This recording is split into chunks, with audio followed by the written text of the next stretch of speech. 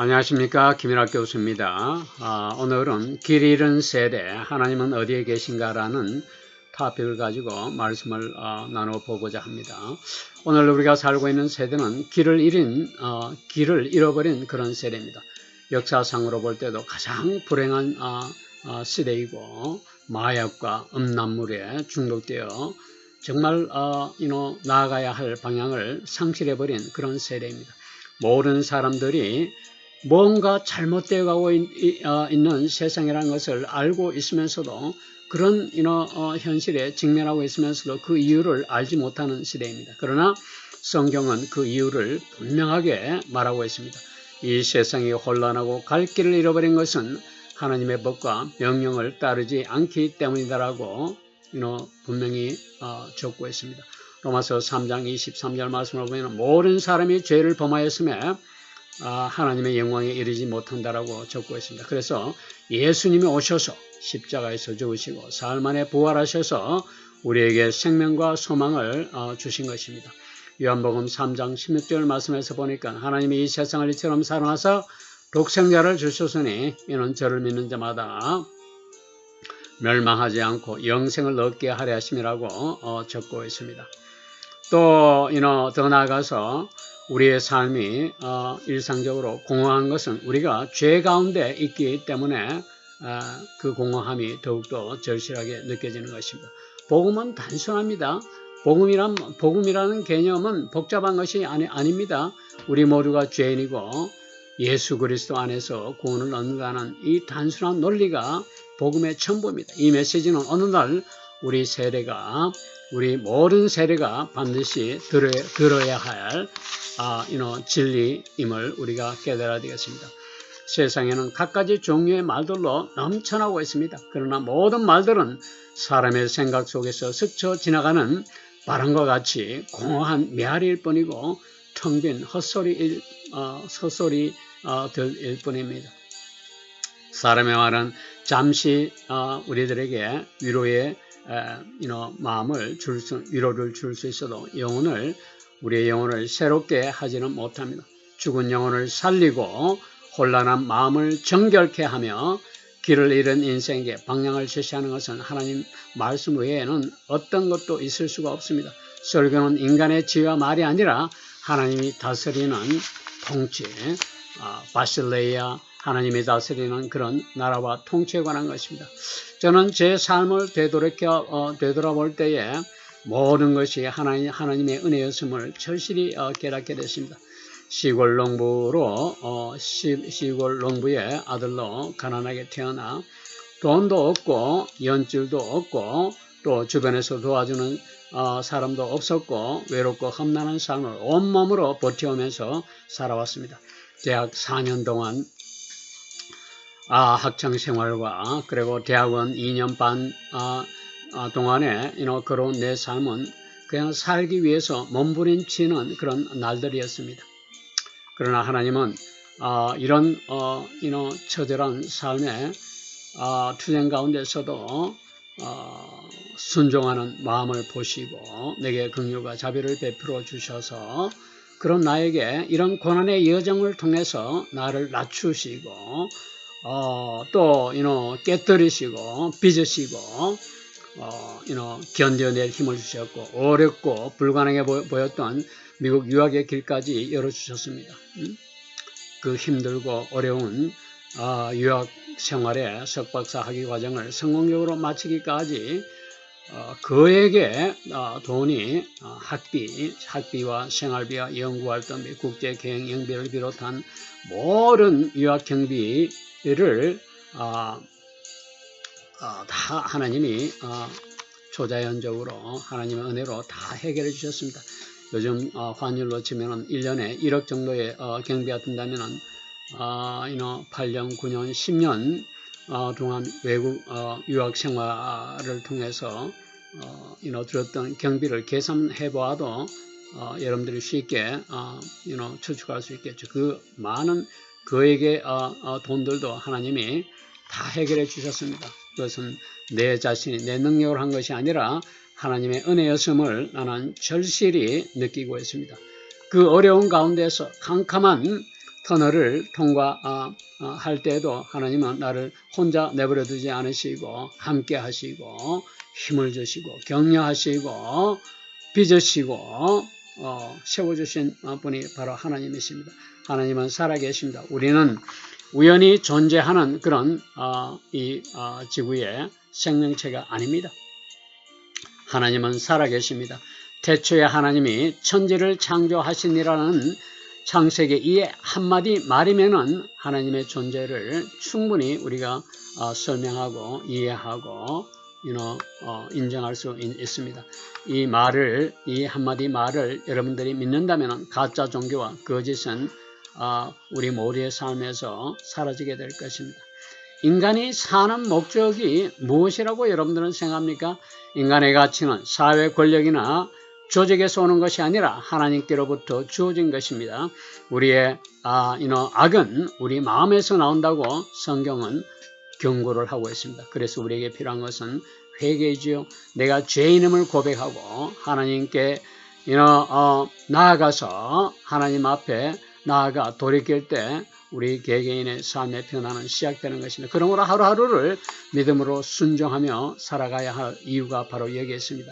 이것이 복음이고 이것이 바로 우리의 참된 소망이 아닐 수가 없습니다. 성경은 분명하게 예수님은 살아계신 하나님의 아들이시라고 말하고 있습니다. 그분은 우리의 죄를 지고 십자가에서 죽으셨고 그러나 죽음에서 머물지 않으시고 사흘 만에 다시 살아나셨고 부활하셨습니다. 왜 십자가가 우리에게 필요했을까요? 우리 모두는 죄인이기 때문입니다. 성경은 죄의 삭선 사망이라고 말하고 있습니다. 거룩하신 하나님은 죄를 그냥 넘어가실 수가 없죠. 우리의 죄는 반드시 그 대가를 치러야 된다는 말입니다. 그러나 하나님은 우리를 사랑하셔서 그 아들 예수 그리스도를 보내주셨습니다. 예수님의 흘리신 보혈은 결코 헛되지 않았고 그 피가 흘려졌기 때문에 하나님은 우리의 죄를 용서하시고 죄인을 의롭다 하실 수 있는 것입니다. 이것이 복음이 아니고 무엇입니까? 그분을 믿는 자마다 멸망치 않고 영생을 얻을 수 있다는 이 말씀, 오늘 하루를 시작하면서 이 복음의 말씀을 우리 모두가 붙잡을 수 있기를 바랍니다. 내 능력이 아니라 예수님의 보혈로 내가 구원을 받았음을 고백하자는 말입니다. 신앙의 길은 편안함이 아닙니다. 순종의 길이 바로 신앙의 길입니다. 다니엘은 나라가 무너졌을 때에 하나님께 무릎을 꿇었습니다. 이 길은 때로는 힘들고 어려워도 그 길이 은혜의 길이며 하나님이 예비하신 축복의 길임을 우리가 깨달아야 되겠습니다. 세상 사람들은 말을 합니다. 사랑과 자유를 내세워서 누구든지 자기 마음대로 살 권리가 있다라고 주장합니다. 그러나 성경은 죄 아래 있는 인간의 본성을 지적하면서 이렇게 말하고 있습니다. 하나님이 없는 사랑은 방종이 되고 하나님이 없는 자유는 자기 자신을 묶는 쇠사슬이 되고 결국은 멸망으로 향한다라고 적고 있습니다. 순간의 쾌락은 동물들도 할 수 있는 것입니다. 그러나 우리는 성과 악의 삶 속에서 부름을 받았습니다. 오늘날 이 세상은 자유라는 이름으로 죄를 미화하고 거룩을 조롱하고 있는 세상입니다. 기도하면 체포당하고 말씀을 전하면 혐오가 되는 시대가 바로 이 시대입니다.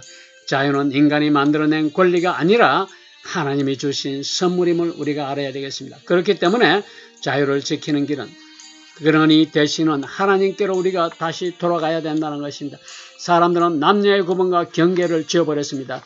선악의 경계를 흐리고 있습니다. 그러나 하나님이 세우신 질서를 무너뜨릴 때에 그 결과는 자유가 아니라 혼란입니다. 우리가 살고 있는 이 시대는 하나님 없는 혼란 속에 빠져있는 시대임을 다시 깨달아야 되겠습니다. 갈라디아서 5장 13절 말씀에서 보면 너희가 자유를 육체의 기회로 삼지 말고 오직 사랑으로 서로 종노릇하라고 적고 있습니다. 자유는 내 뜻대로 사는 권리가 아니라 진리 안에서 올바르게 사는 능력임을 알아야 되겠습니다. 요한복음 8장 32절 말씀에서는 진리를 알지니 진리가 너희를 자유롭게 하리라고 선언합니다. 우리는 진리 안에서만 참 자유를 누릴 수 있다는 이야기입니다. 그러나 오늘의 세상은 스스로를 하나님보다 높이며 이 진리를 거부하고 있지 않습니까? 죄를 죄라고 말할 수 없고 말씀을 전하면 미움을 받는 세상이지만은 자유가 말씀 안에서 회복하고 이 땅의 자유를 새롭게 하시도록 우리는 진리 안에서 담대한 마음을 갖지 않으면 안 됩니다. 또 사람들은 교회를 다녀도 마음이 불안하고 답답할 때가 있다라고 또 하소연하고 있습니다. 서로 사랑해야 되는데 상처를 주고받는 걸 보면서 진짜 믿음의 공동체가 맞는가 하는 생각이 들 때가 많아지는 것도 사실입니다. 그러나 이것은 많은 사람들이 느끼는 사실이긴 하지만은 충분히 그럴 수도 있다는 생각이 듭니다. 왜냐하면은 교회는 실패한 사람들의 모임이고 그 실패를 예수님의 사랑으로 덮는 곳이기도 하고 교회는 천국의 완성품이 아니라 천국을 준비하는 그런 곳이기 때문입니다. 은혜를 입은 사람들과 은혜가 아직 진행 중인 사람들이 함께하는 곳이 바로 교회 공동체입니다. 예수님도 완벽한 공동체가 아닌 제자들과 함께 하셨습니다. 그 중에는 제자들 중에는 배신자도 있었고 의심하는 자들도 있었지만 예수님은 끝까지 함께 하셨습니다. 교회의 이러한 불편한 우리가 예수님을 얼굴로 뵐 때까지는 사라지지 않을 것입니다. 그때까지 우리는 서로 사랑하고 용서하는 과정을 부단히 거쳐가지 않으면 안 됩니다. 요한복음 13장 35절 말씀에서 보면 너희가 서로 사랑하면 모든 사람이 너희가 내 제자인 줄을 알리라고 예수님이 말씀하셨습니다. 세상에 불행한 일들은 성경 속에 많은 인물들에게서도 우리가 찾아볼 수 있습니다. 욥기에서 욥이나 다윗이나 다니엘이나 창세기에서 요셉을 통해서도 우리가 이런 불행한 일들을 볼 수가 있죠. 이처럼 고통은 하나님이 우리를 다듬는 도구입니다. 우리가 몰랐던 믿음의 깊이를 깨닫게 하고 내가 아니라 하나님이 주권자심을 알게 하는 것입니다. 하나님은 고통을 통해서 우리 가운데 항상 들어오시는 분임을 우리가 깨달아야 되겠습니다. 우리는 신앙의 길을 걸으면서 자주 기도하면서 하나님께 하소연할 때가 참 많습니다. 자녀들을 위해서 기도하고 가정과 건강을 위해서 생업과 구원을 위해서 수없이 무릎 꿇었던 시간들이 많이 있을 것입니다. 정말 많은 눈물의 기도가 있었지만 그러나 하나님은 침묵하시는 것 같고 또 우리의 기도가 하늘에 닿지 않는 것처럼 느껴질 때도 얼마나 많이 있는지 모릅니다. 그러나 하나님은 이런 침묵을 통해서 우리를 빚어가고 계신다는 분임을 우리가 알아야 되겠습니다. 형들에게 팔려가면서 꿈꾸었던 요셉의 이야기를 여러분들은 창세기를 통해서 잘 알고 있을 것입니다.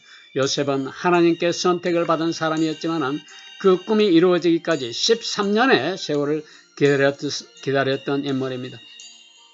그동안 그는 버림을 받았고 억울했고 감옥에 갇혀 있었습니다. 그러나 그 긴 침묵의 시간을 통해서 하나님은 요셉의 환경이 아니라 마음을 준비시키고 계셨다는 사실을 우리가 알아야 되겠습니다. 이처럼 하나님은 우리가 멈추어 있는 시간에도 무언가를 하고 계시는 분입니다. 때로는 하나님은 기도에 대한 응답을 주지 않으심으로써 우리에게 하나님을 의지하는 그런 신뢰를 가르치시기도 하십니다. 우리 모두의 현재 기다림은 하나님의 계획 안에 있음을 깨달아야 되겠습니다. 하나님은 우리의 모든 기도에도 귀를 기울이고 계신 분임을 우리가 알아야 하겠습니다. 다만 우리가 아직 준비되어 있지 않을 때에 응답이 오면은 그것이 축복이 아니라 우리에게는 짐이 되기 때문에 즉시 우리의 뜻대로 응답하지 않으실 분이라는 사실을 우리가 깨달아야 되겠습니다. 요셉도 감옥 안에서 그런 느낌을 절망감을 가지고 느꼈을지도 모르겠습니다. 매일 같은 벽을 마주하고 매일 같은 어둠과 절망의 터널 속에서 몸부림쳤지만 아무런 변화의 가능성도 보이지 않았습니다. 하지만 하나님은 그 꽉 막힌 벽 뒤에서 요셉의 내면을 빚으시고 단련하시고 낮추셨던 것입니다. 그리고 하나님의 계획하신 때가 이르자 한순간에 감옥의 문은 활짝 열려버렸습니다. 하나님은 우리의 내면을 지금도 만지고 계신다는 사실을 잊지 말아야 할 것입니다. 하나님은 우리의 상황을 바꾸기 전에 먼저 우리의 내면을 바꾸고 계신다는 사실을 알아야 되겠다는 말입니다. 때로는 하나님의 즉각적인 응답보다 하나님과 더 가까워지는 것이 과정 그 자체가 하나님의 가장 큰 응답임을 우리가 깨달아야 되겠습니다. 이 세상은 빨리빨리가 전부인 세상입니다. 눈으로 보지 못하거나 보이지 않으면 불안해하고 남들보다 늦으면 실패한 것 같기도 하고 낙심할 때도 얼마나 많이 있습니까? 그분은 우리가 살아가는 삶의 방향을 보시는 분임을 우리가 잊지 말아야 합니다. 조금 늦어도 그분 쪽으로 우리가 걸어가고 있다면 이미 잘 살아가고 있는 것임을 알아야 합니다. 그러나 삶 가운데 너무 오랫동안 침묵하시는 하나님을 생각하면 그분이 우리를 떠난 것처럼 느껴질 때가 있는 것이 사실입니다. 그럴 때 우리가 기억해야 할 것은 하나님의 침묵은 우리를 멀리 떠나 멀어진 신호가 아니라 우리에게 더 가까이 계시고 우리를 더 가까이에서 빚으시고 있다는 증거임을 알아야 되겠습니다. 왜냐하면 하나님은 우리가 지쳐 넘어지는 것을 아시면서도 다시 일어설 힘이 생기기를 기다리시는 분이기도 하시기 때문입니다. 다니엘은 믿음 속에서, 믿음 가운데서, 믿음 때문에 사자굴에 던져졌지만은 하나님은 다니엘을 결코 버리지 않으셨습니다. 우리가 나아갈 길을 잃어버린 이 세대에 살고 있는 오늘 우리는 이런 선택의 기로에 서 있습니다. 세상의 조롱과 거짓에 굴복할 것인가 아니면 다니엘처럼 하나님께 순종할 것인가 하는 선택의 기로에 서 있습니다. 하나님은 어디에 계신가 라는 질문을 던지기 전에 우리 모두는 은혜로 의롭다 하심을 입은 사람임을 알아야 되겠습니다. 하나님은 결코 여러분들을 우리 모두를 버리지 않으십니다. 오늘 이 말씀을 통해서 여러분에게 맡겨진 사명을 성실히 수행하며 예수 그리스도 안에서 진리를 붙들고 우리 모두를 위해 이 나라의 민족을 위해 기도하며 믿음으로 살아갈 수 있는 그런 축복이 있기를 소망합니다. 감사합니다.